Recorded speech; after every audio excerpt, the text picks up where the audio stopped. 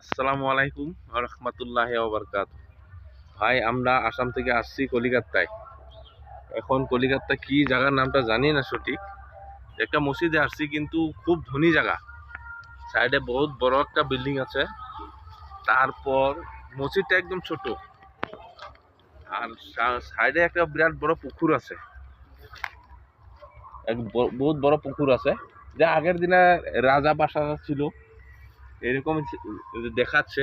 এদিকে বাগান আছে, সরবির বাগান।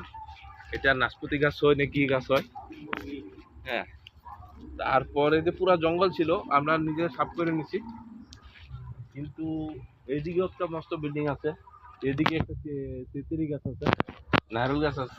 আর এটা দেখতে পাচ্ছেন আপনারা যে এই ছোট্ট একটা মসজিদে কি আমরা দিনের কাজ করতে আসছি, আর এই মসজিদের মধ্যে কি মানুষের দিন কি বুঝতে পারে না, গুমরাহির হালাতে আছে। সবাই দোয়া করবেন যে আমরা কি ভালো করে কাজ করতে পারি, মানুষকে কিভাবে দিনের পথে আনা যায়, দিনের বুঝটা তাদের ভিতরে ঢুকাই দেন যায়, সেই চিন্তা আমরা করতেছি। আপনারা দোয়া করবেন।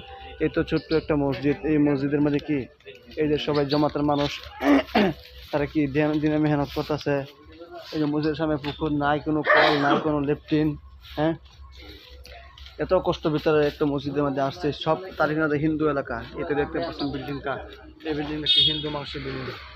এতেও রাস্তা, মসজিদের ছোট্ট একটা রাস্তা। এই যে আমাদের পুলিশ বাবু বহুত কষ্ট হচ্ছে, তারপরে কি দিনে মেহনতে লেগে আসছে। কিছু বলেন তাদেরকে, কিছু বলেন। আসসালামু আলাইকুম।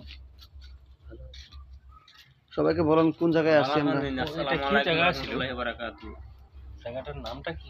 টাকার নাম বাতেন ভালো করে যে ভালো আছেন আপনি? কোন জায়গা থেকে আসছে? আমরা আসছি তো আসাম থেকে। আসাম থেকে?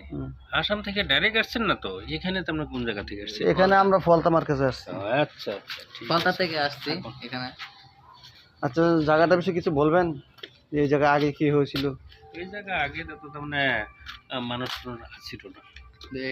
আর আগে এই জায়গার মধ্যে কি কোনো রাজা বাদশা ছিল নাকি? জামাত আসা নাই। জামাত আগে আসেনি। 1-1.5 বছর হয়ে গেছে।